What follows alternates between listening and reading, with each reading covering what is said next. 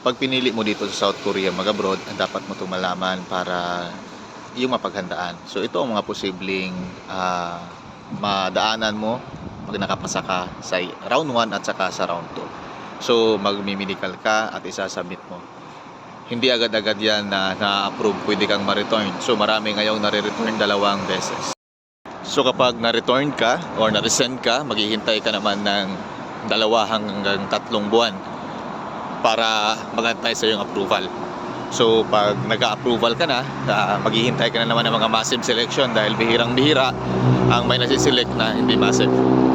So pagdating na naman sa massive selection, libo-libo kayong nasa roster. Bawat massive nasa 300, maximum of 500 lang ang masiselect.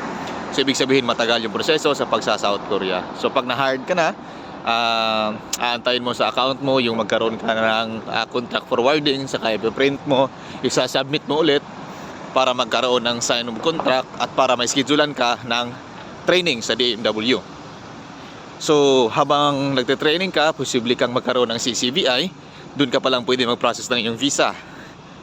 Habang nagpa-process ka ng visa ay posibleng i-cancel ka ng employer sa anumang dahilan.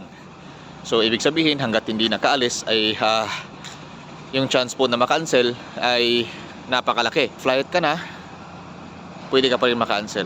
Lalo-lalo na kapag na-hired ka, na meron kang kasamang na-hired, posible kang ma-delay. Kasi katulad ng kakilala ko, meron siyang kasamahan na nagme-medication pala 6 months, kaya pang 3 buwan yata niya ito na naka-schedule na paalis pero namumove. So ganyan po yung realidad ng proseso sa South Korea. Kaya kung gusto mong magtuloy pa rin sa South Korea, kailangan mo yang ilagay sa iyong isipan na ganun yung proseso para hindi ka napo-frustrate kapag hindi ka nasiselect o nakaka-cancel ka. Kasi alam mo na yung proseso papunta dito sa South Korea. Para siyang isang sugal na talagang wala tayong control.